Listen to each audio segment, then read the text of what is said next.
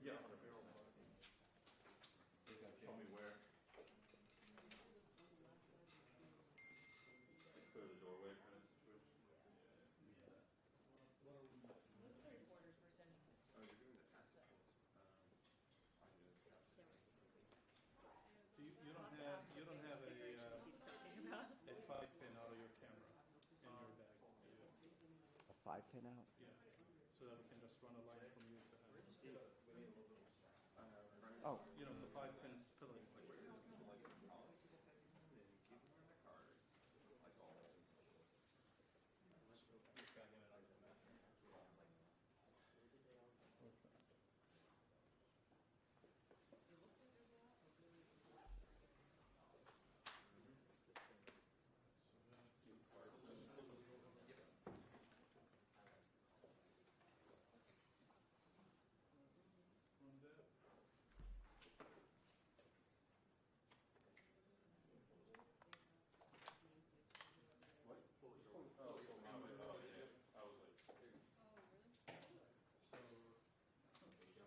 You get what I'm saying, right? Oh, so just tour guide.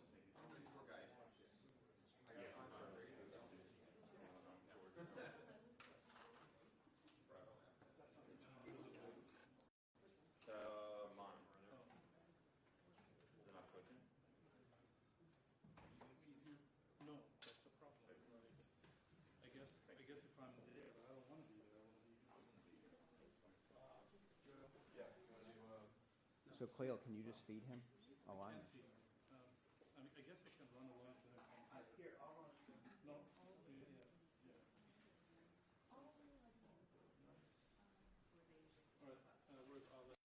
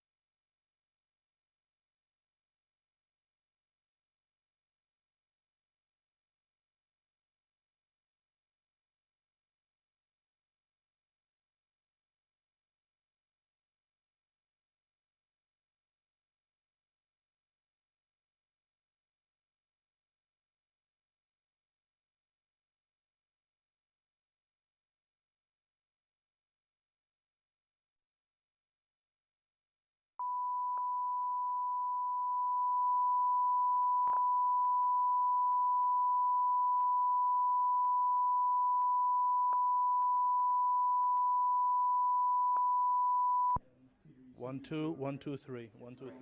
Yep. Right, all right. AG. Is the AG. VP. Treasury. Agriculture. Got it. All right. And then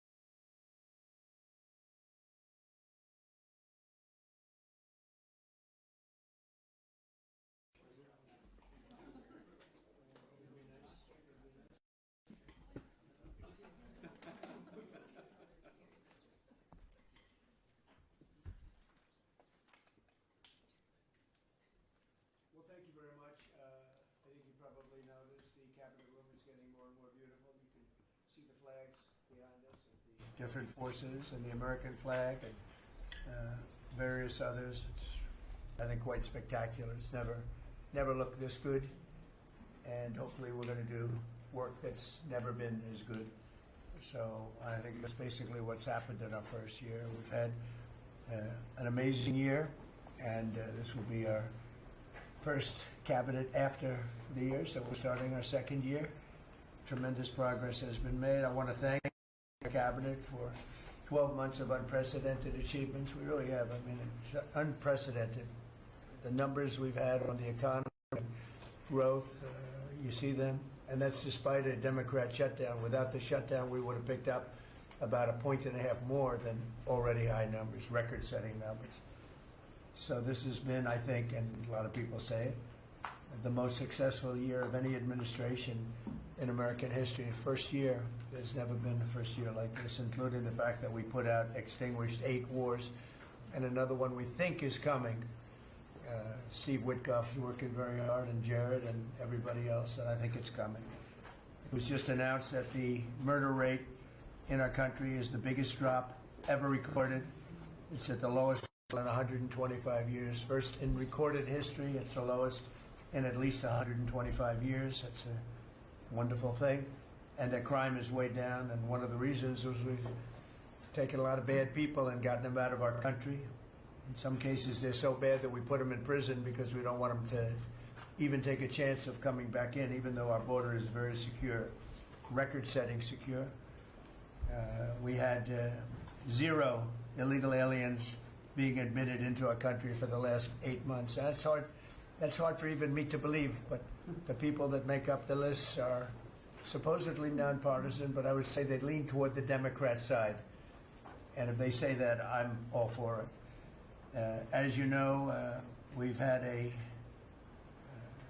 situation take place with respect to Venezuela. I want to just thank General Kane and his staff. Well, the job that they've done is incredible. Nobody's done anything like it.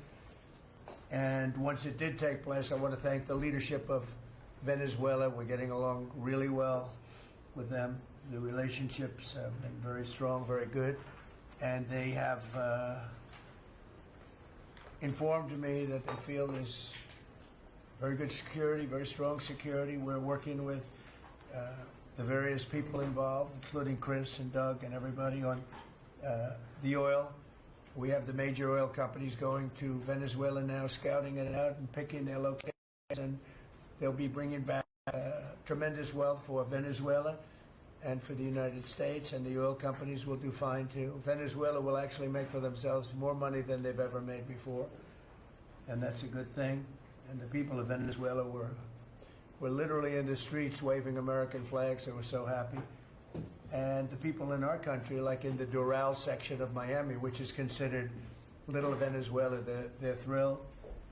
And I just spoke to the president of Venezuela, informed her that we're going to be opening up all commercial airspace over Venezuela. American citizens will be very shortly able to go to Venezuela, and they'll be safe there.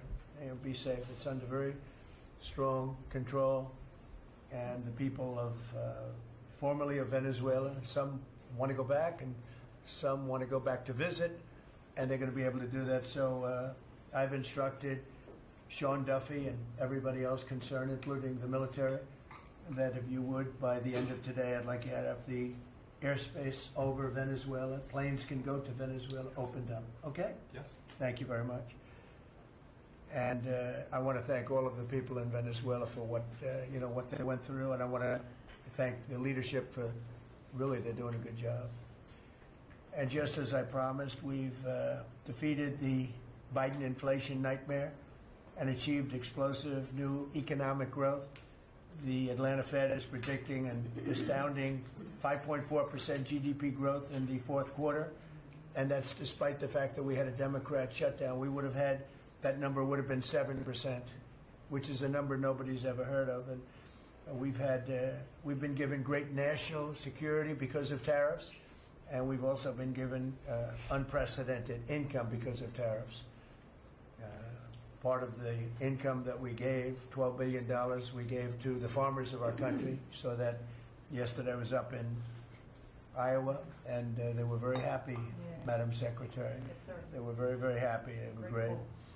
So the GDP growth in the fourth quarter was great, and it's going to be, I think we're going to have an incredible year. Hopefully we won't have a shutdown. We're working on that right now. I think we're getting close. The Democrats, I don't believe, want to see it either. So we'll work in a very bipartisan way. I believe not to have a shutdown. We don't want a shutdown. And just yesterday, the S&P 500 hit 7,000 for the first time ever. There's never been any time at which it's done like that. And the other stocks also, I think it was 52 times for the Dow, had hit a record high.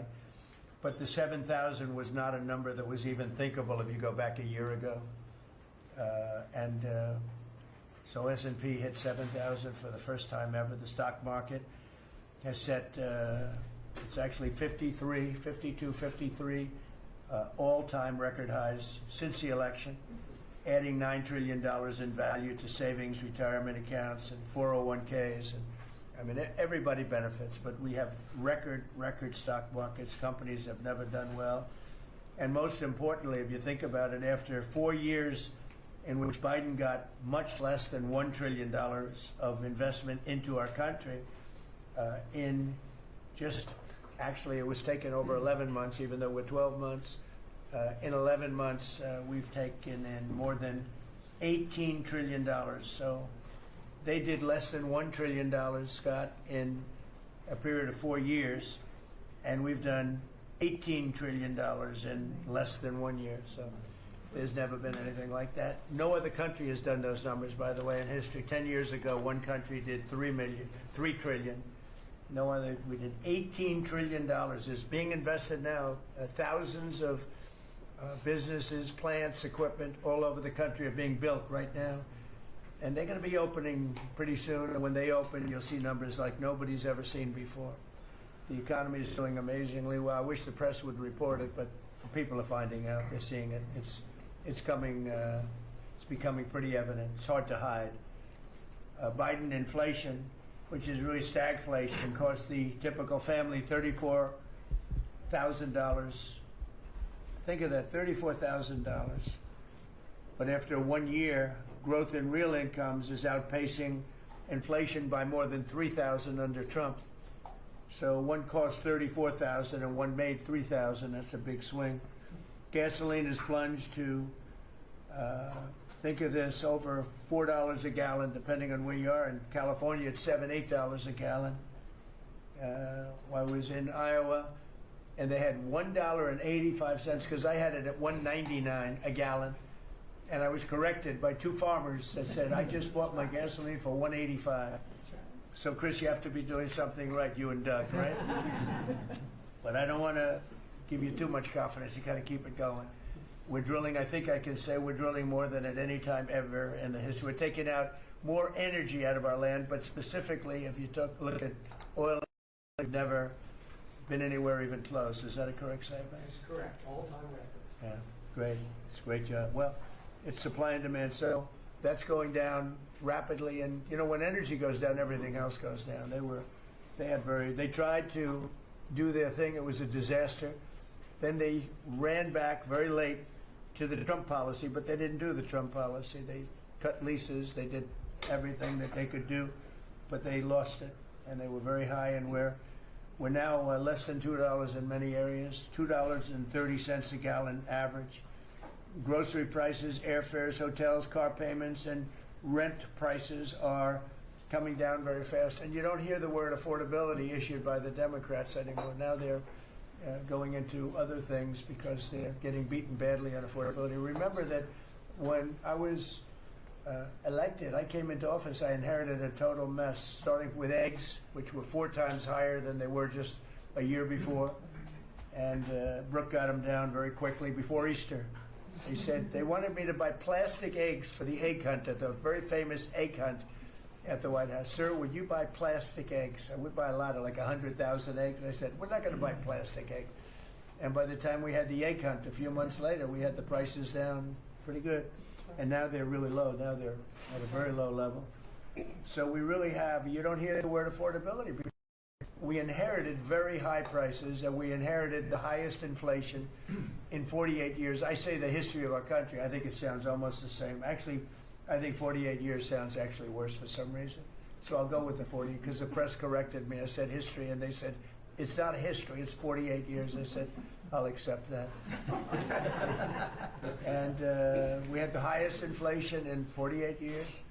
We have now as you saw yesterday with the Fed, I'm not a fan of his, he said that inflation essentially is not a factor.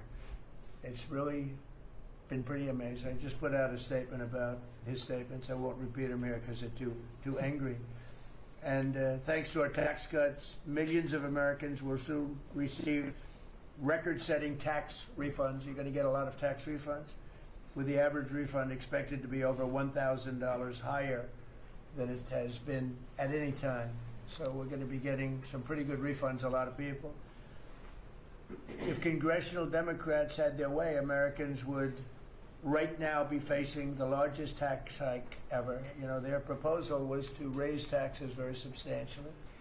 And our proposal, which is in the great big beautiful New Deal, it's a New Deal in its own way. It's a Republican version of the New Deal. Right behind you is a nice picture of FDR. This is a much better deal than the FDR deal.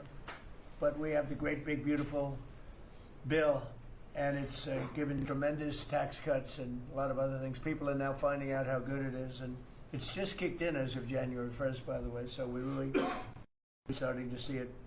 Even though it's a month, we're really starting to see it. The U.S. economy would be cratering if they had won this election. Our country would be in very bad shape, would be maybe not much of a country anymore. I don't think it would be a country anymore.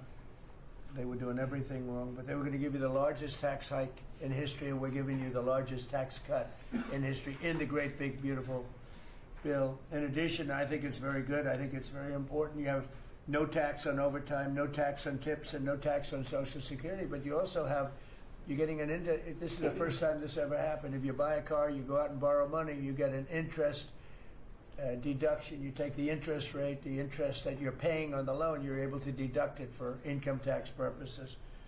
So that's a first ever, and I think it's going to be great for everybody, including the car companies. I was in Detroit 3 weeks ago. I went to the Ford factory, spoke to the General Motors people. It's all the same.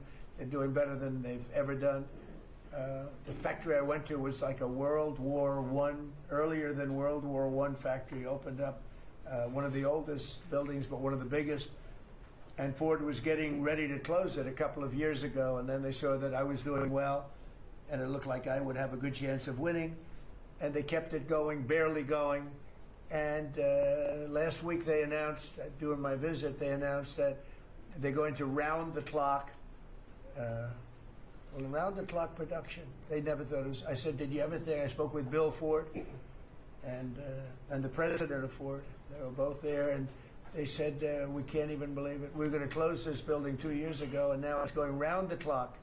He said, we cannot. I mean, they said, we wish it was twice the size, but they're now building additional plants in the United States, as is everybody else.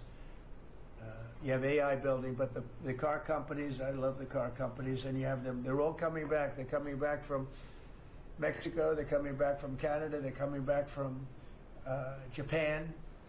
And they're coming back from Germany, all over Europe. They're coming back. They're building here because they want to avoid the tariffs. They don't want to pay the 15%, in some cases 25% tariff. Could be a lot higher than that if it wasn't working. So because of that, they're all coming back. One statistic yesterday that Scott told me is that for the first time ever, tell them about the steel in Japan, that we are now making more steel. Go ahead, please.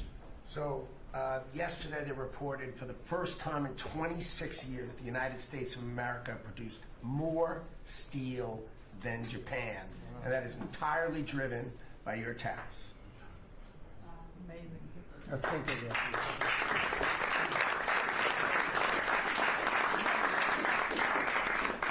He obviously said that much better than I did because I got no applause. And I'm giving you home run after home run. He said he wants to give everybody the money. I should have saved that one for myself. No, but think of it. First time, they read almost 30 years, but I guess it's what, 26, 27 years, that we are now producing more steel than Japan. Japan being a big steel producer. Japan and other countries really took our steel production away from us. Now, if you think of this, 3 or 4 years ago, the steel companies were all closing up. We worked a fantastic deal with U.S. Steel. We saved U.S. Steel.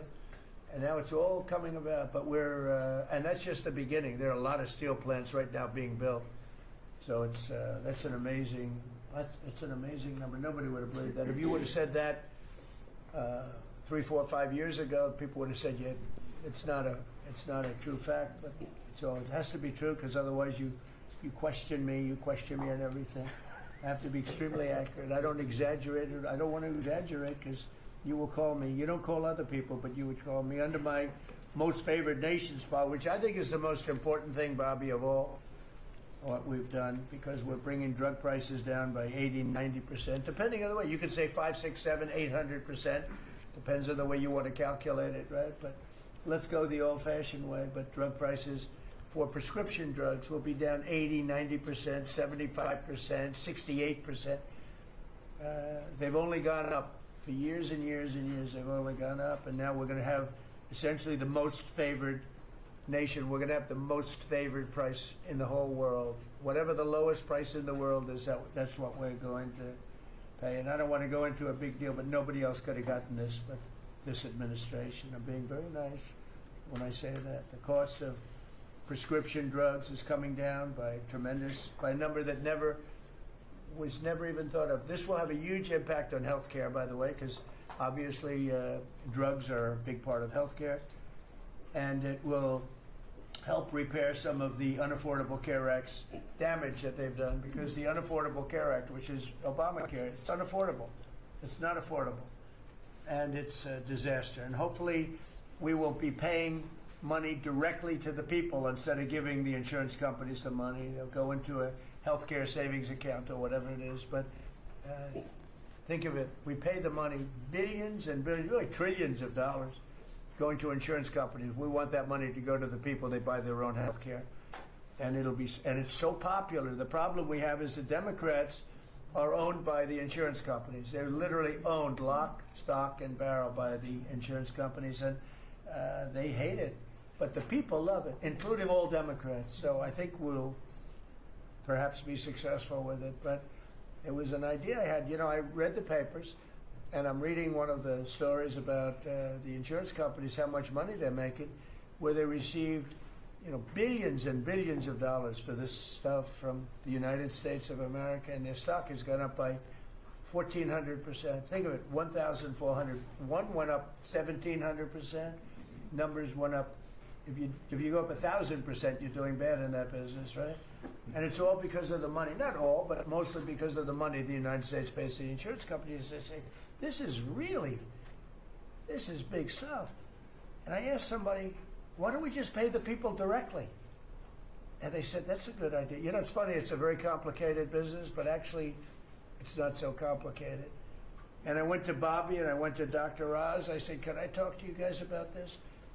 Is this the kind of money the insurance companies get? Yes. Why don't we pay the people directly? And the primary answer was that the Democrats will never go along with it. But the people go along with it, because I put it out. It went viral. It went viral. Susie, I went all over the place. It became the biggest story. I just said it. And so I think we have a great situation if we can do it. But if you think most favored nation policy for drugs will bring your drug prices down at levels. So now if they're selling a pill for $10 in London and $130 in New York, the London price will go up to $20 and we'll go down to $20. So we'll go from 130 down to 20. And by the way, tariffs did it again, because the drug company said, we'll do it begrudgingly, but they were okay. But we'll do it, but no nation's going to approve it, because even if you raise the price by, like on a pill, $10 to $20, you're doubling the price of their prescription drugs. I said, no, they'll do it. And when I got them on the phone, I said, if you don't do it, I'm going to charge you very substantial tariffs, more money than that's going to cost you. And they said, we'll do it. And before I know that any other president even tried to do it, we can't find it. But if they did try, they wouldn't have gotten through the companies. They wouldn't have gotten through the company, and then they wouldn't have gotten through the country. I spoke with Macron. He was the first one. He was not at that time wearing sunglasses. And he said, no, Donald, I will not do this. I will not.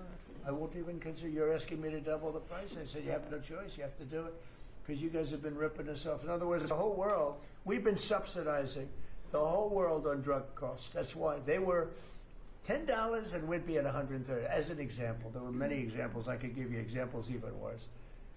He said, no, I will not do that. And I said, yes, you will. 100% you'll do it. He said, no, I won't do that, Donald. You're asking me to double the cost of our prescription. We will not do that. I said, look, you've been ripping us off now for decades. We're not going to do it anymore. You can do it under Biden and Obama and other people. You're not going to do it under us. We won't do it. I said, well, if you don't do it, I'm going to charge you a 25% tariff on all of your wine, champagne, and everything else you sell into the United States. Like I said, I will do it. And that was the end of the conversation, right?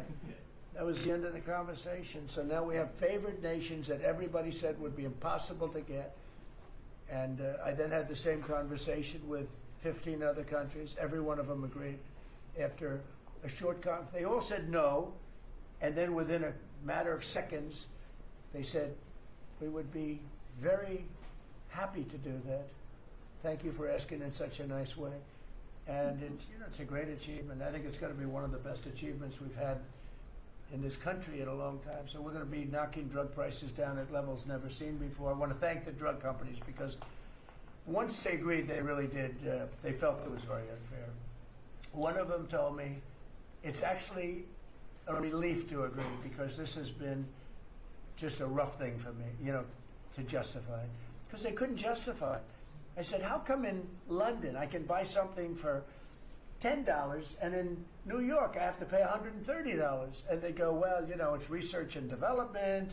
I said, yeah, but you have research and development from them. Made in the same factory, made in everything. This is where my friend, who's very successful, I told you, a seriously overweight person, he takes the fat pill or the fat shot. And he was in London and he said, cost $87 there, cost $1,300 in New York. What's going on? He called me up. And, I knew that, but he put it in a very blunt way. I've known him a long time. He's a crude individual, but smart as hell, made a lot of money. But he just thought it was sort of ridiculous. He happened to be in London, and he got the shot, Ozempic, I think, or one of them. And I told him it wasn't working. For him, it didn't work. But he brought up a good point. It didn't work. I told him, he knows who I'm talking about. He's going crazy. He begs me not to mention He's not talking name. about me, Lance. No, it's not our great vice president. No, but he begs me not to mention his name because he's become very famous without mentioning his name. And he is actually a very well-known business person. But he did make a point. But I knew the point very well. We were always paying far more than any other nation. We were subsidizing the world. Right now, there's no more of that. So we're going to be bringing the drug prices down at numbers never seen before. It's going to have a huge impact, positive impact on healthcare. So with that, we are going to ask a couple of people to say a few words. We're not going to go through the whole table because the last time we had a press conference, it lasted for 3 hours. And some people said he closed his eyes. Look, it got pretty boring. In all fairness, I love these people. But there's a lot of people. It was a little bit on the boring side. But I didn't sleep. I just closed them because I wanted to get the hell out of here. Some of them, I didn't sleep, by the way. I don't sleep much. But it's funny. Some of them got me in a blink. When you go like, And they took me as at the closed segment of my cycle. And they said, he's sleeping. And besides that, Marco, between these two guys, if I was sleeping, they'd be waking me up. They'd be knocking me. Come on, you got to wake up, boss. But no, we've had great meetings. Look, we're the most transparent presidency by far, and I love going around the room. But we're going to pick a few people. I think I would like to ask Steve if he could just give us a brief description of how well we're doing in the Middle East, because we have peace in the Middle East now. There's a couple of little minor flames that we put out very easily. And very importantly, we got our last hostage back, which is incredible. Unfortunately, it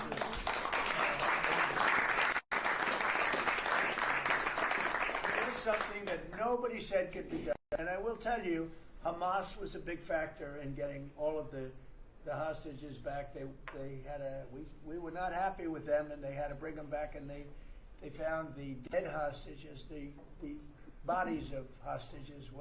And those parents wanted their sons back, I think in all cases sons.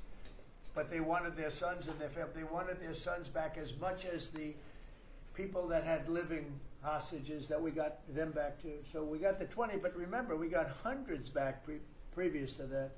But I always said getting those last 20 back is going to be very tough. And we got them back, and we got all of the bodies back also, which to those parents was just as important as getting back the son that was living.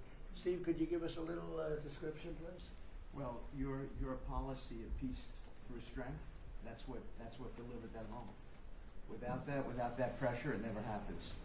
We are in the second phase now. We've stood up for the first time, Mr. President, on your behalf, a technocratic, all Arab government. We've got the terrorists out of there, and they're going to demilitarize. They will, because they have no choice. So we expect that. Pardon me? And now we want to get Hamas no guns, right? Right. They're going to give it up. They're going to give up the AK-47s. There's a good chance we're going to get there. A lot of people said they'll never disarm. Looks like they're going to disarm. And they did help us with those bodies, getting them back. And that family is so grateful to you. They called. I spoke to them. Jared spoke to them. You know, it's an amazing story. He broke his shoulder, but he went out there because he didn't want his friends to fight alone. He would be alive today but for that. He had no reason to go out with a broken shoulder, and he went out and fought them courageously. And died. And died. That's right. It's a great story, and the parents are great. They were the only ones who didn't, they came back pretty rapidly, actually, considering we had got some back initially with the initial group. After that, we had to get a lot. That's a tough job. That's a nasty job, too. Who would want that one? That's a nasty job. And between Israel and Hamas working together, if you can believe it, they got them back. And we got the last one back yesterday, and the parents are so happy. It's amazing, actually, how we sent a message to the parents on your behalf, as you suggested, and they were so grateful.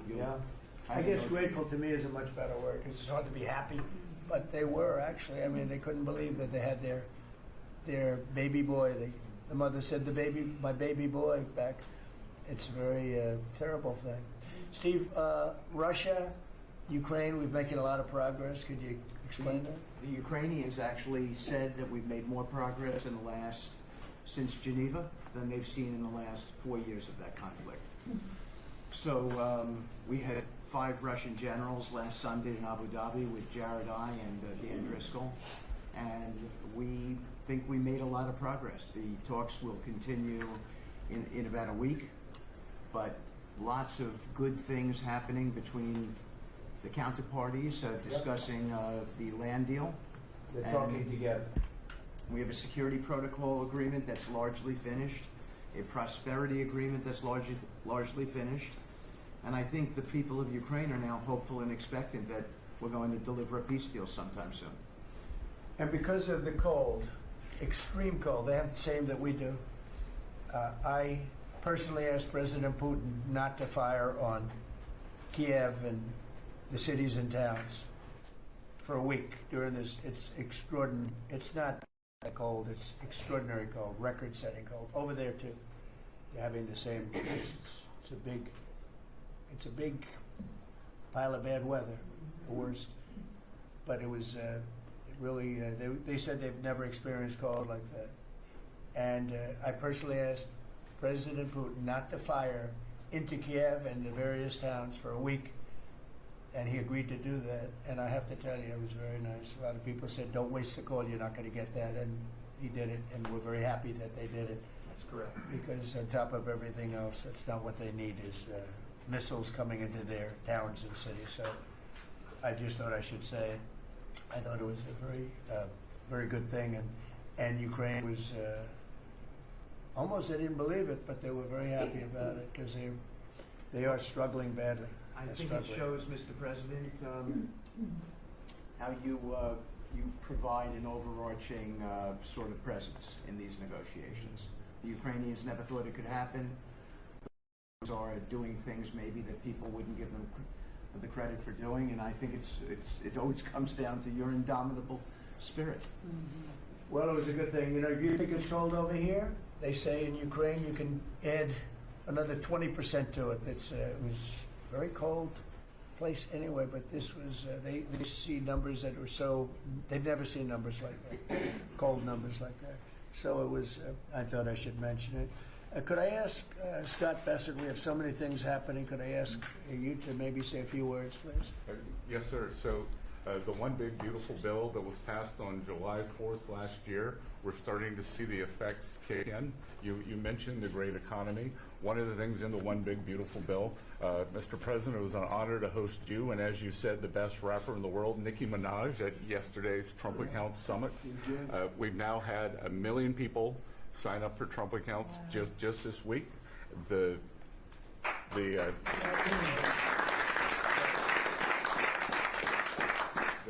think there'll be 25 million families who are eligible. The segment that you and she did has 1 billion hits.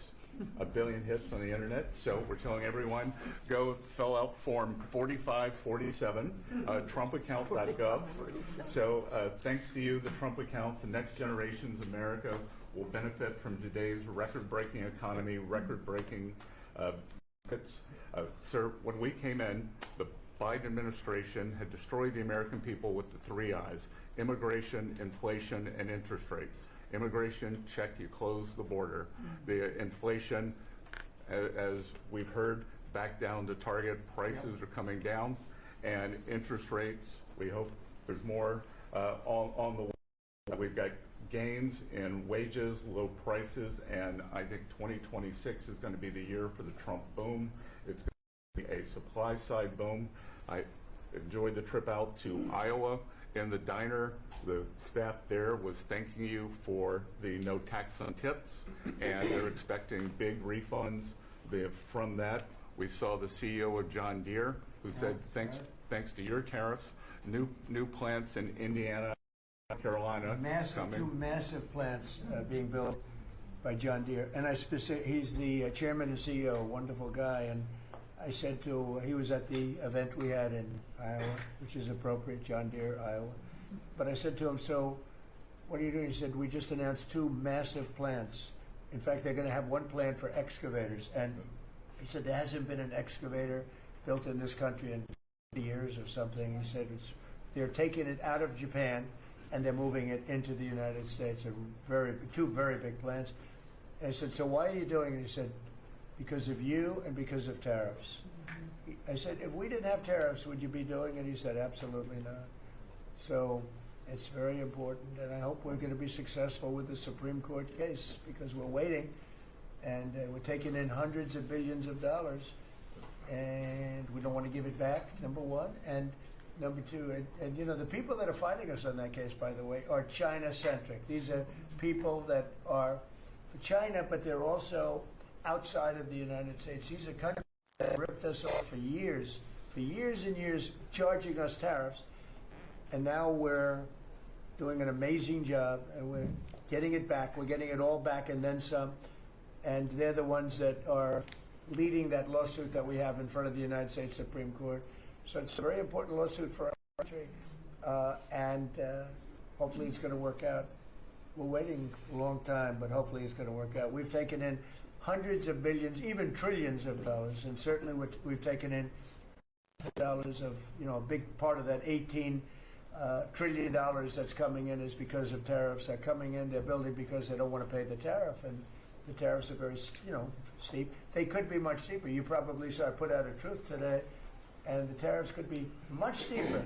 We've been actually very nice about it, but even being nice about it, we've taken in hundreds of billions of dollars, and honestly, they've given us tremendous national security.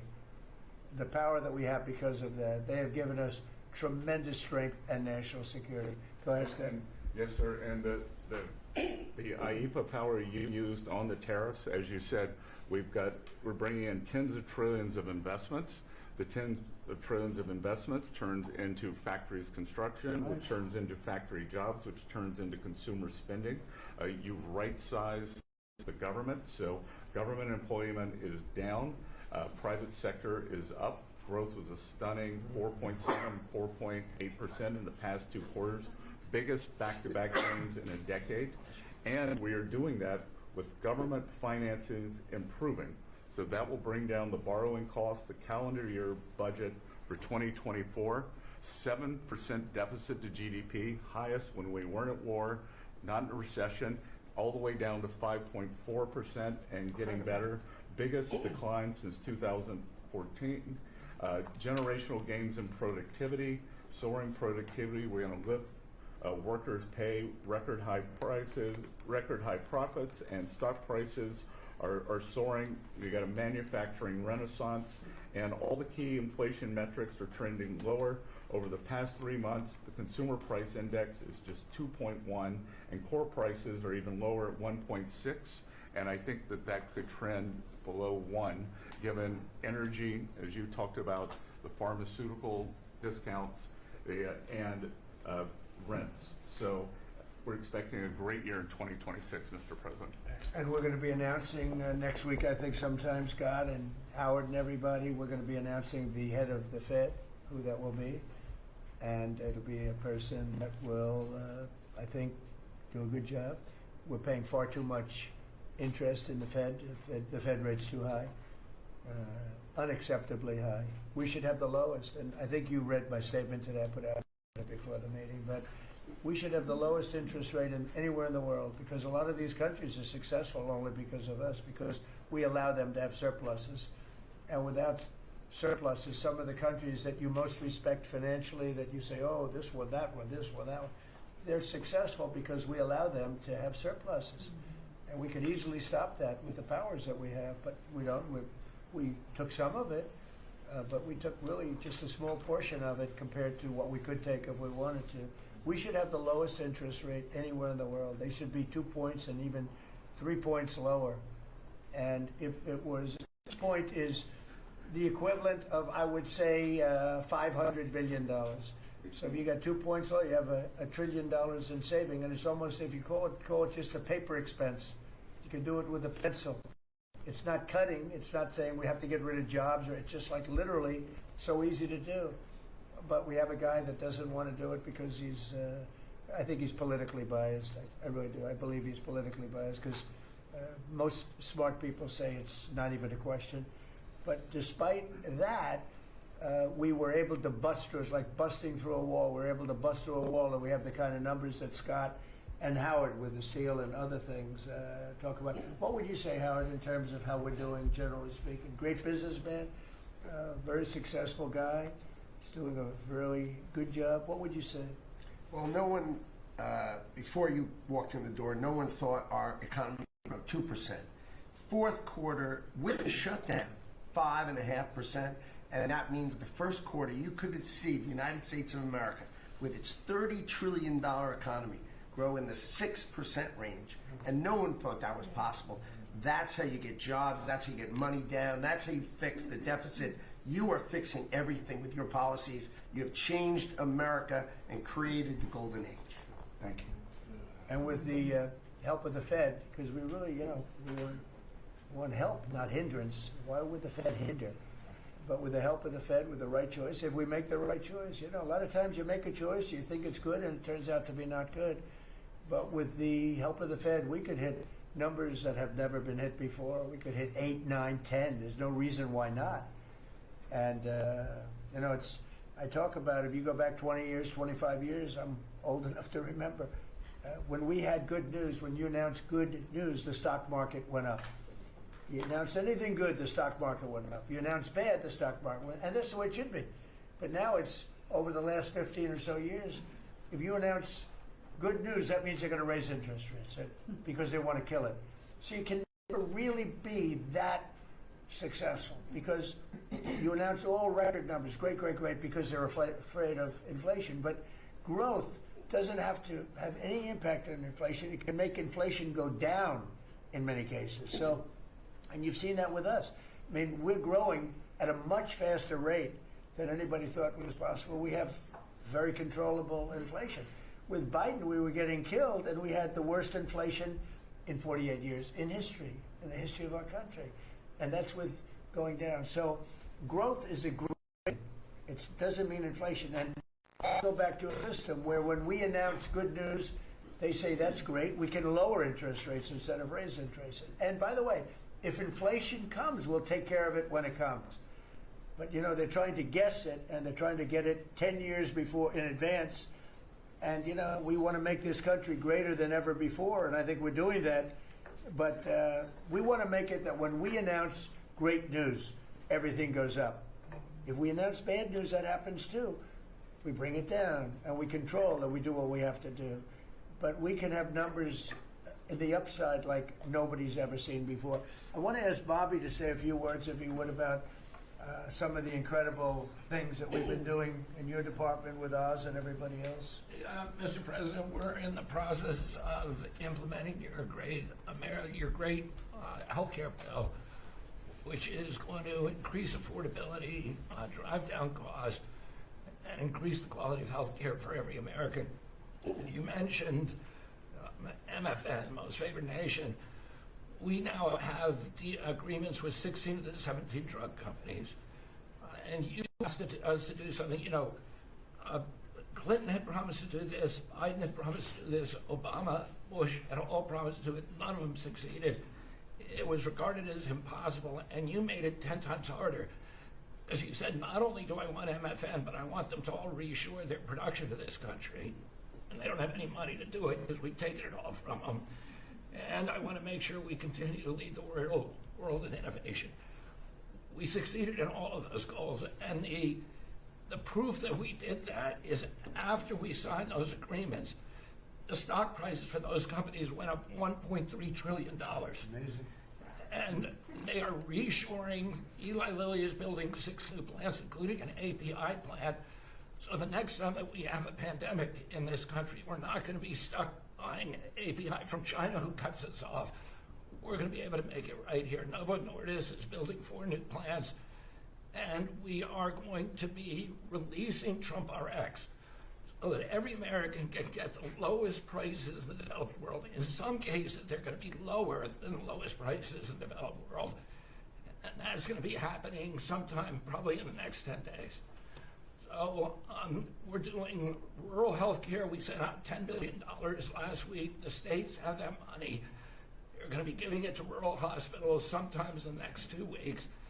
And we're going to revolutionize rural health care in this country. You are raising the influx of federal dollars to rural health care by 30% over the next 5 years. So 30% every year, more dollars, federal dollars, are going to be flowing to them. It's going to allow them to rebuild their decaying infrastructure, to retain providers, and also to revolutionize the use of AI and other technologies, which is going to dramatically lower the prices for rural Americans and raise the quality of their health care.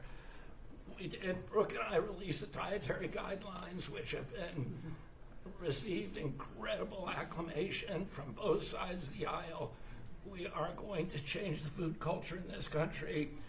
Brooke gives away $405 million a day to buy food for Americans. And the WIC program, the Head Start program, SNAP, school lunches, the VA, and the military, they're now going to be getting real food for the first time.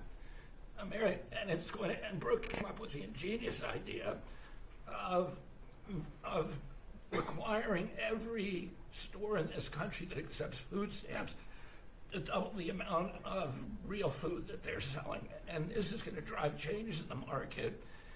And it's going to lower the cost of meats, of proteins, of whole grains, of fruits and vegetables, so that every American will have in their reach an affordable meal that actually is real food.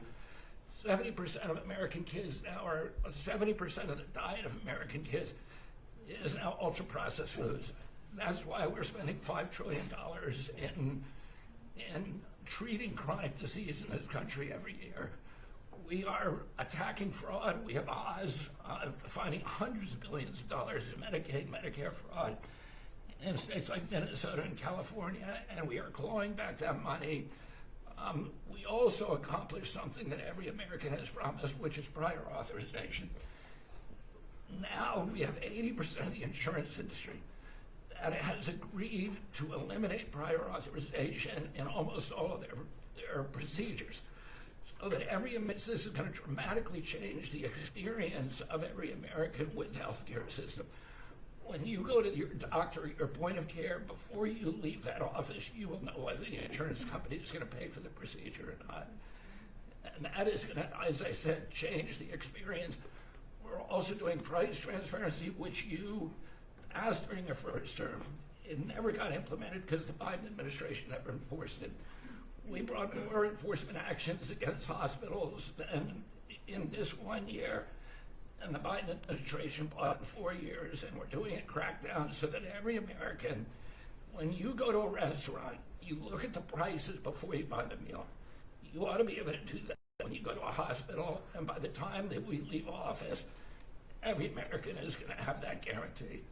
We're doing a lot of other stuff, but we were told to keep it short. And the autism, that's moving along, really, isn't it? Trying to figure that out. We've commissioned now dozens of studies, maybe over 100, and we are going to get those done for you. Good. That's so important. Also, Eli Lilly, Merck, Pfizer, every drug company, they're spending trillions of dollars right now, as we speak, building plants in the United States because they want to be able to save a lot of money on tariffs. It'll be hundreds of percent, 100%, 200%, 300% in 2 or 3 years from now. So I said, you better have your plant built because in 2 years from now, before I leave office, it'll be a sad day. Very sad day for me. But before I leave, every one of these plants better be built because you're going to be paying 300% tariffs. And they're all building their little hearts out. I spoke with the head of Eli Lilly, who's a fantastic guy, a star, actually. He's a star, very smart. And he told me he's building 6 plants in the United States, big ones, in locations that I know very well, but all over the country. Merck is building, and Pfizer's building, and every one of them is building, and foreign companies are building. So it's an amazing thing that's happening, and you're doing a fantastic job. I read an article today where they think Bobby is going to be really great for the Republican Party in the midterms. So I have to be very careful that Bobby likes us. But we're letting you do your job, right? Thank you, Mr. President. Thank you. You're doing a great job. You and Oz and the whole group, they're doing a... I'll add this, and Marty McCary has done an incredible job in advocating. Last month, we approved more gene and cell therapies than any time in history. And we're making this a safe and productive and encouraging ecosystem for biotech so that China does not steal that industry from us. Fantastic. I'm going to ask Scott Turner to speak really quickly about housing because, in my opinion, I have very strong opinions on housing. That's what I did for a long time. I did good with it. But, you know, we got to get interest rates down even lower. They are now pretty low, but we got to get them lower. And I'm a big factor, to me, the biggest factor is interest rates for housing. Only in that, you know, you have a lot of people that have become wealthy in the last year because their house value has gone up. And, you know, when you get the housing, when you make it too easy and too cheap to buy houses, those values come down. I don't want those values to come down. We have millions of people that own houses, and for the first time in their life, they're wealthy because the house is worth $500,000 or $600,000 or more or less. but more money than it's ever been worth before. I don't want to do anything to knock that down, and so I want to be very careful with this. You know, you make housing, I can turn on housing immediately, but you make it too easy and you're going to knock the value down of people that own houses. I want to, for those people, those millions of people that own houses, we're going to drive those values up, but we're also going to try making it easier for people to buy. The best thing that can happen for both groups of people is lower interest rates, and those interest rates are coming down, and with a proper, intelligent person at the Fed, that person will be able to work with us to get interest rates down. That covers all of the sins. It covers everything. Lower interest rates keeps the values up for the people that have housing and lets other people buy housing. And Scott, if you could just expand quickly on that. Yes, sir. You did allude to when we first came in, sir, you know, our fiscal house in America was a mess. But because of your economic policies, the economy is thriving. And I do have some good news to share. As you said, you know, good news. I hope this will make the interest rates continue to go down. But because of your policies, sir, home sales in December, they rose sharply to their strongest pace in 3 years. A lot of people, when we first came in particular young people, were concerned and asking the question whether they would ever be able to afford to buy a house in America, which is the American dream. The 30-year fixed mortgage rate dipped to a multi-year lows, driving monthly payments down for the 2 years at the lowest levels. So more people can get a mortgage now. More families can be able to afford to get a home and achieve the American dream. At HUD last year, we helped and supported over 1 million people through FHA and Ginnie Mae to be able to buy a home. 500,000 of those were first-time home buyers, and hundreds of thousands of our veterans we supported. And so that's good news that millions of people in our country are now beginning to buy homes. We also, sir, saw that you are, and we're working with you, making bold action to ban institutional investors from buying single-family homes. Those homes are for the American people. So, sir, thank you for your leadership on that. Also working with Director Pulte over at FHFA to buy $200 billion worth of mortgage-backed securities, driving down even more the cost to get a home. And so we're grateful for those actions. Also, the One Big Beautiful Bill has been tremendous, making the low-income tax credit increase, working with Secretary Besant at Treasury to produce more projects and more homes in America. And the One Big Beautiful Bill also made our beloved opportunity zones permanent. And the media doesn't talk about opportunity zones very much, but I'll do it today because I know that they have been transformative in our country. Over 1 million people lifted out of poverty, sir, in opportunity zones, 300,000 new units of housing in opportunity zones, and a 3.4 increase in the value of houses. And that's by the way, we have to give him credit. Senator, he's a great guy. Tim Scott came to see me, first administration, first term, and he had this idea for opportunity zones, and he gave me the idea. We did it. We implemented it. It's one of the most successful programs in the history of our country, and nobody talks about it. The press doesn't talk about it, but I want to just tell you, Tim Scott, Senator, South Carolina, did a great job, right? Wonderful job, yes, sir. Did a good job. He's a good man. Yes, sir. And so those have been made permanent now. Will help millions of Americans to be able to afford to buy homes. Also, the One Big Beautiful Bill has been allowing HUD to make sure, working with the Department of Homeland Security, that every person that lives in HUD-funded housing is an American citizen. A blind eye has been turned prior to us being here to people living in HUD-funded housing, but no more. We're going to take account and transparency to make sure. And sir, there's a lot of crime that goes on in public housing, but we're coming after the criminals and making sure that everybody in there is an American citizen. So thank you for your support. We are now have taken possession of our new building in Alexandria, and we're going to save the American taxpayers hundreds of millions of dollars. So, sir, thank you for your support and your leadership. Good job. Thank you, Scott. Great job. Appreciate it. One of the things Scott said, though, is, again, existing housing, people that own their homes, we're going to keep them wealthy. We're going to keep those prices up. We're not going to destroy the value of their homes so that somebody that didn't work very hard can buy a home. We're going to make it easier to buy. We're going to get interest rates down. But I want to protect the people that for the first time in their lives feel good about themselves. They feel like they've, that they're wealthy people. And I want them to understand it. You know, there's so much talk about, oh, we're going to drive housing prices down. I don't want to drive housing prices down. I want to drive housing prices up for people that own their homes. And they can be assured that's what's going to happen. Chris, could you say a few words about energy, please?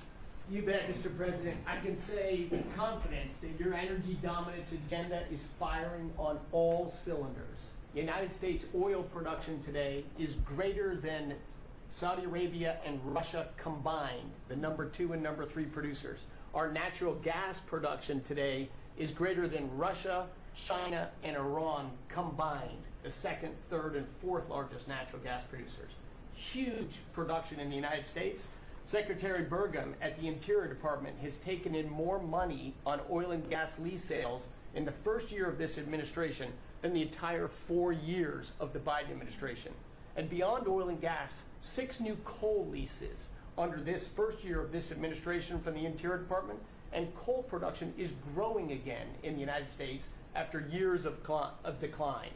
And this beautiful clean coal was the MVP of the huge cold snap we're in right now. I can say with some confidence, hundreds of American lives have been saved because of leaning in and stopping the killing of coal and revitalizing coal. Coal, over the last few days, where we're at peak demand in electricity, has delivered 20 times more electricity than batteries. Think about that, 20 times more. It's because coal doesn't mind very cold weather. Right? You're not allowed to say the word coal without proceeding by saying clean, beautiful coal. Clean, beautiful coal. It's not affected by bad weather. Rain, snow, sleet, freezing cold. How does it react under freezing cold weather? It steps up and delivers big time. In fact, what coal did during this storm was deliver massively more electricity than it was delivering a month ago. Because we needed far more electricity. Who can step up? The windmills, by the way, are all frozen. You know that they don't turn. The windmills aren't turning. The windmills that these fools paid for.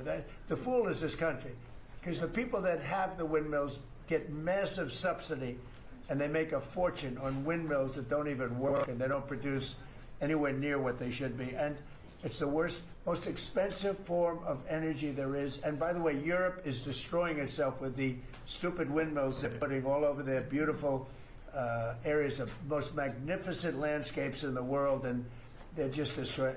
Europe better get smart.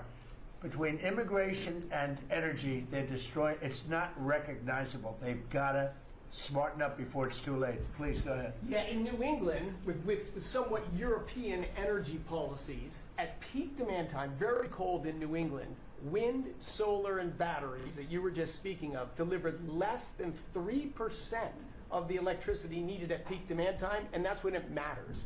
Because if electricity goes out when it's very cold, people die. Over 200 people died in a smaller cold snap during the Biden administration. This was massively larger geographically.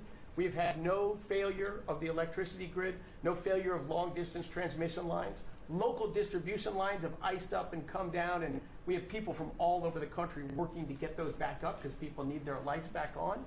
But your energy policies delivered just a dramatically different outcome for the American people. We continued the Biden-era policies for one more year, continued to shut down coal plants, continued these crazy climate restrictions that wouldn't even let power plants run at maximum demand time. We hadn't liberated all the backup generators that are sitting there. We gave up an emergency approval. So a lot of those plants that were going to close, the coal plants that were modern and good and threw up very little problem, and that were really powerful. You know, by the way, China does most of everything they're doing with coal. Not that we want to copy anybody, but you know, they make the windmills, but they don't have a lot of wind farms. Somebody ought to look at that. How many wind farms do they have? Very, very few. They make them, they sell them, they make a fortune, but they don't use them. So the coal, I understand they're using it also as a great backup. So you build a plant, but they have it as a backup in case of tragedy, in case of really bad weather, et cetera, et cetera. They actually store coal on the site of other plants so that if they need emergency energy, the coal is always going to be there, whereas other things aren't. Is that correct? I mean, Exactly. Coal just pretty good. stepped up here to 25% of our electricity during this high demand time. Natural gas, coal, and nuclear. They would what run the American electricity grid. The others are ornaments and often expensive And you ornaments. stopped that plants drive from up being prices. demolished, right? 17 gigawatts of coal generation plants were slated to close last year that were stopped from being closure by this And if administration. they were closed, we would be really tight on energy. We would have had significant blackouts at these peak cold times, and extrapolating from the last storm during the Biden administration, I think at least hundreds of deaths. Because in the South, a lot of heating is done with electricity generation. If those grids go down, people die. So these, and when going back to the Working Families Tax Cut Act, the one big beautiful bill, that got rid of $500 billion of subsidies, energy subsidies, that do nothing but make energy more expensive and less reliable. And under this administration, we've spent massively less on energy, and we've delivered massively more on energy. And when you have more energy of lower prices. It's a fantastic job. You and Doug. Doug said, you got to get this guy Doug. You got to get this guy Chris Wright and get him as soon as you can. I said, but I want you to run energy. He said, well, I'm good at it, but he's better, right? Didn't you tell me that? So I gave him the land, I gave you the energy, right? And it's the great combination. I mean, they literally have, I said, maybe we'll merge it in some way. They said, we don't have to. We get along. They work together, right, with the land. He's got the land and the energy. He's got the knowledge to take it out. It's been a good combination. This administration, the whole administration, and your leadership has been very focused on energy, because we can push down energy prices, we can lower costs on Americans, and we can raise wages by bringing jobs and opportunities here. It is a transformation of American energy. Thanks for your leadership. He's one of the most respected people in the energy world. And Doug told me about Chris Wright. They said, if you could get him, what he gave up to do this job, you're making a little less money, but that's all right. You don't care. What you're doing is fantastic. But he said he's the best in the world. Other people have told me that. The heads of the biggest companies have told me that. And it's really panning out to be so. We appreciate it very much. It's great. One of the things we're doing with energy, I think that's so important. We have an old grid, been around a long time, and not really, can't be much expanded. It can be fixed up a little bit, but can't be much expanded. And we have some plants that are so big that the grid would never be able to hold it. We're allowing them to build a electric producing plant, mostly electric, but electric, they can use nuclear to do it, they can use oil, they can use coal, they can use whatever they want. I think many are choosing oil and gas because it's there, it's tried, it's true, it's plentiful, it's inexpensive. Some are going nuclear, some are going both. Many are going all three. But the plants, you read, well, how do we ever fire the plants? Because we need, to do this, we need 2 times the electricity we produce in 1 year for the entire country, which is almost hard to believe. These buildings are so big. They're going up now. So I did something that nobody thought was possible also. When they build their building, they build their own electric generating plants. And we are seeing some of the most incredible designs you've ever seen. So we don't need the grid. I read an article in the Wall Street Journal saying, oh, we're falling behind China. We're not actually. We're leading everybody because I'm letting them build. The government would never be able to do that. Now, China's a different kind. They build, they do things that you got to hand it to them. President Xi, they build vast amounts of energy. They don't have certain constraints that we have in this country, but we're more than topping them. We're leading China by a lot on AI, and it's primarily because I'm allowing them to build with their plant their own electricity. If they had to rely on the grid, they wouldn't have any power. You wouldn't have any power for anything. And they're building the electricity. And one of the reasons I'm able to do that is we have a very capable man in the room named Lee Zeldin. He may be in the room someplace. He's at his normal place. He's there. He's always there. Most reliable, solid guy. He's done an amazing job. Could you just explain that? And also, because of the fact he's so good, California has a problem.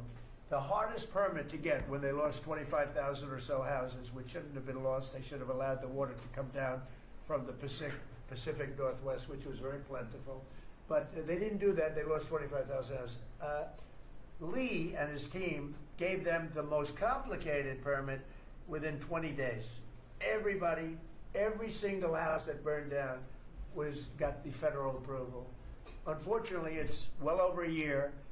And the state and the city, that's Gavin Newsom, and the city, the mayor who's grossly incompetent, by the way, they have been unable to give permits. There are like 3 houses being built out of thousands and thousands. They have no permits. So I read about a week ago that it's possible, because of what's happened, whether you declare national emergency or something, these people are they're dying to build their house. They want to do something, that I could put somebody in charge from the federal government. Congratulations, Lee. And I'm putting Lee Zeldin in charge of getting them their permits, city, federal. You have the federal, you need the city and state, and I hear you have great powers over them if we want, and we're going to give you that power. We've already given you that power. So Lee Zeldin is going to work with the thousands of people that are dying to build their house. And I also recommend one other thing. Give them the house plus a 10% bonus. In other words, you get a bonus, you can build your house 10% larger. They've suffered so greatly, they've waited so long, and they should be given a bonus. So I think, and I've heard this has been done before, they get a 10% bonus. They can build a house that's a little bit larger than what they had before. And I'd like to have you take it over. Mr. President, your great Secretary of State was looking for another job. So. I was thinking about him, but he's pretty well booked. I watched you. He did a great job yesterday, but he's a little booked up. Let's go, Lee. Talk. No more ideas like that. When President Trump came into office, he immediately signed an executive order giving EPA 30 days to complete our Phase 1 hazardous material removal, so that the Army Corps can come in and complete their Phase 2 debris removal. So at first, the response was that was going to be impossible. Good luck trying to get it done maybe by the summer. But we figured it out because operating at Trump speed, the president was just sworn in.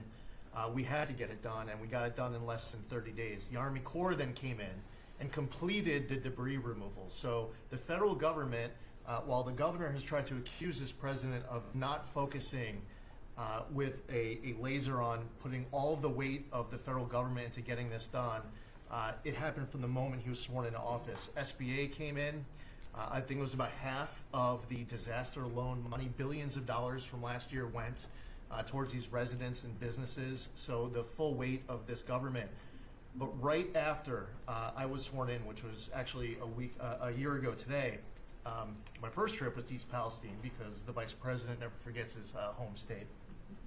The second trip was going to Los Angeles. There were people with contractors all over Palisades and Eden ready to rebuild right then and there. You're talking about a year ago. And now the frustration, the passion that we all hear from all of these Los Angeles residents. And President Trump, he's made it clear to us that he's heard enough. And the message should be heard loud and clear to that local leadership. They should be motivated listening to this right now.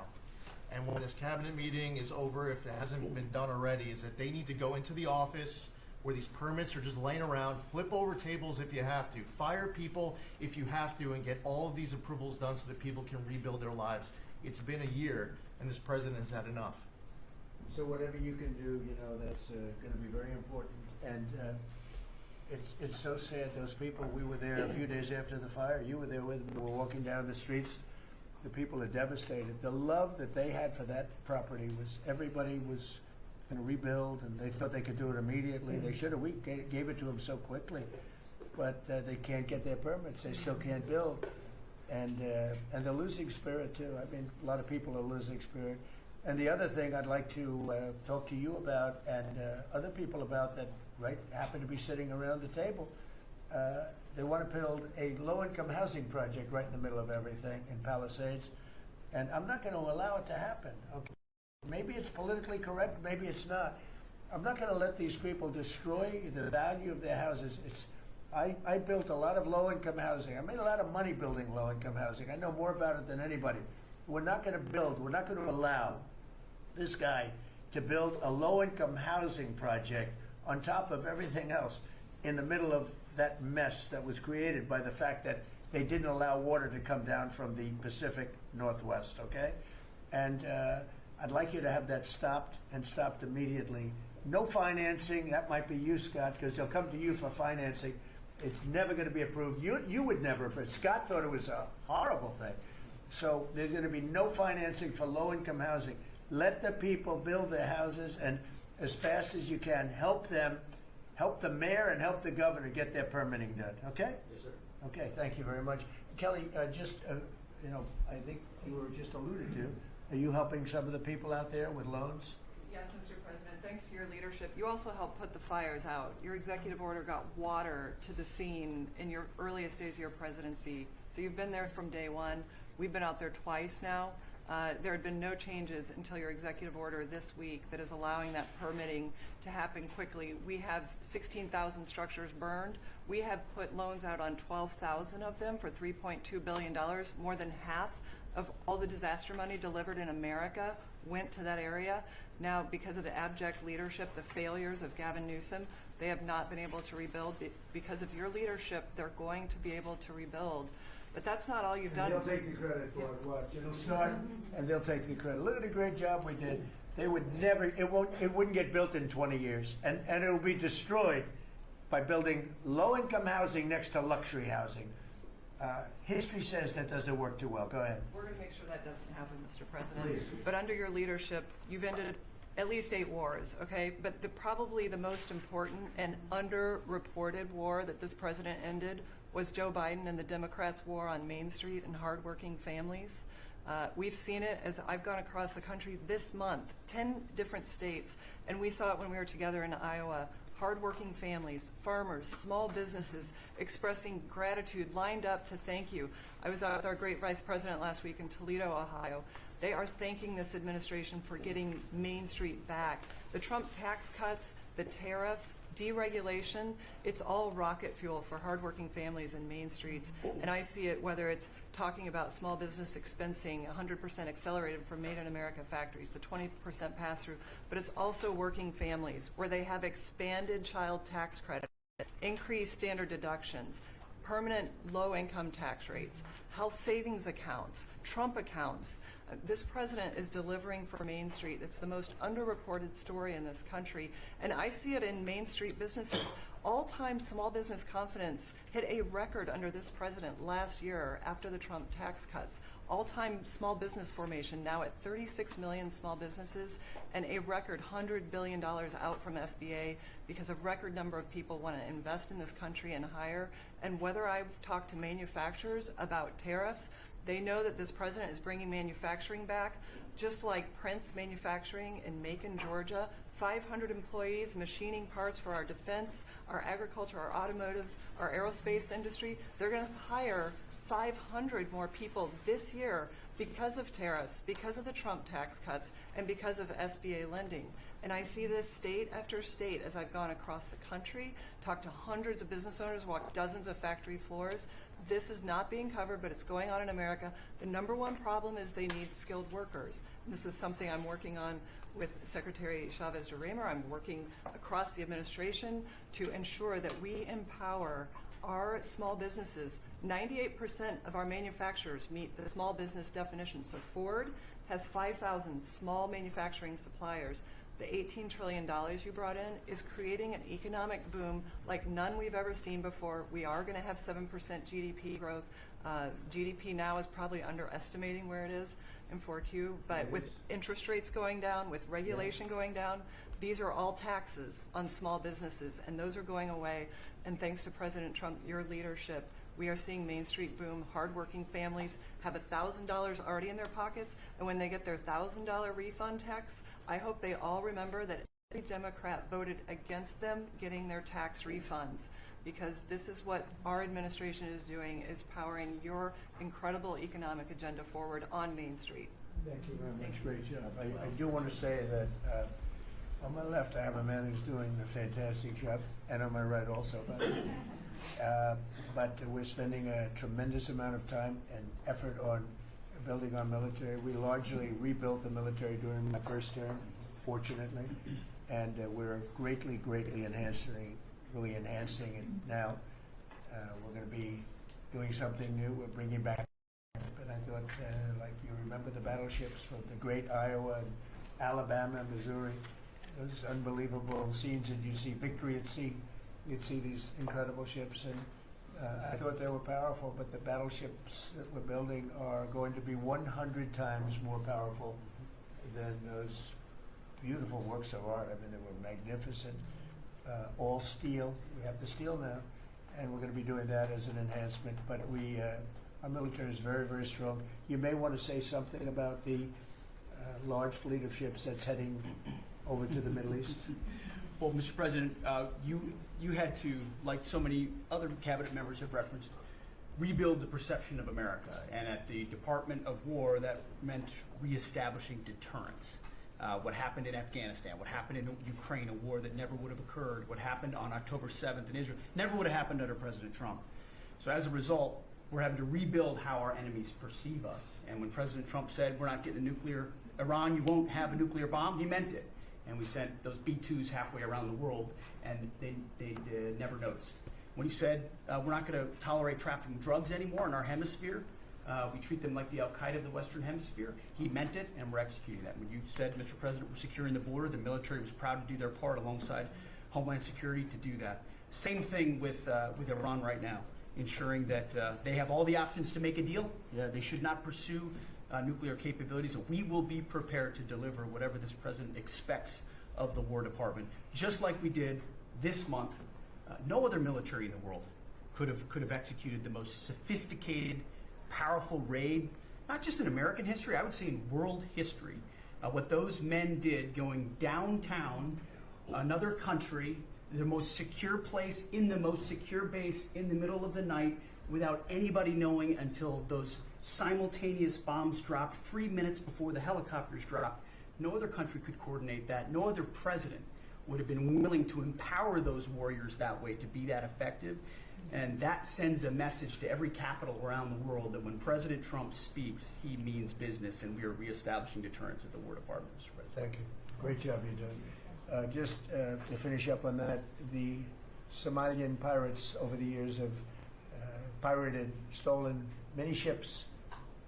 They would get large amounts of money for the ship. You know, you have $1 billion ship, and the insurance companies didn't want to fight because, you know, some of those ships are very flammable. They're carrying millions of barrels of oil. Very flammable, very dangerous situation if they're shot at. So they wouldn't fight. We notified them a number of months ago. Anybody that does that gets the same treatment as a drug dealer sending their drugs in from Venezuela or anybody else. As you know, it's 97% down by water. So the drugs coming in by sea or by water is down 97%. Now we're also starting, that was the more difficult route. Now we're starting to do that by land also. It will be, you'll see that happen as they come in and kill our people with drugs. I think the real number is 300,000 people a year, not 100, but whatever it is, it's a lot of people, hundreds of thousands of people. They're going to get hit. But also we added to the list the Somalian pirates that go out on a boat, similar type boat, actually not quite as fast, not quite as nice as you can imagine, but they get the same missile that we give to the people that are bringing drugs. And so far we haven't seen anybody going out. So the traffic is not being interfered with by people pirating our ships. Not our ships, ships all over the world. I said, make it for any country. We're doing the rest of the world a favor. It's a very effective favor, but we see very little pirating nowadays. You used to have ships being taken every single, like 2 or 3 a week, these massive ships that be brought in to some place in Somalia. I don't even know, is it a country? We have Ilhan Omar left, and then she gives us lectures on the Constitution of the United States. These people are, what they've done to rip off the country is terrible, but the pirating has essentially stopped. They know that if anybody even makes a move toward a ship, they get the ultimate treatment. They will go to wherever they want to go, but it's probably not going to be to heaven. I can't imagine, but they get hit very hard, just like a drug dealer, just like the boats, the ships that are coming in. Every boat that comes in with drugs on it that we take out, we just save 25,000 American lives. Each boat is the equivalent of saving 25,000 American, mostly American, but American lives. So I just wanted to let you know that, and Pete's been totally authorized to do that. and they know it's going to happen. And it seems that all of that brisk business that they had has been stopped in its right in its foot. So I just want to thank everybody for being here. My cabinet has been amazing. I like this much better than going around for 3 hours. We'll pick on other ones. Pam, you're doing great. We're all doing great. JD, if you'd like to say something, you can. Would you like to really quickly? He is, after all, the vice president of the United States. It's okay, sir. I'm here for the free coffee. I just say it's an honor to serve with this group, and we're doing a lot of good for the American people. We're very proud of it. Yeah, we're very proud of the country. We're very proud of you. Thank you very much, everybody. Mr. President, you keep sharing that. On your request to Putin. Mr. President, why not take questions? Mr. President, one question. Mr. President, on your request to Putin. Why not take questions, Mr. President? Mr. President. Let's go. Start moving. Thank you, press. Keep moving. Thank you. Let's go, guys. Thank you, press. Grab your camera and come back.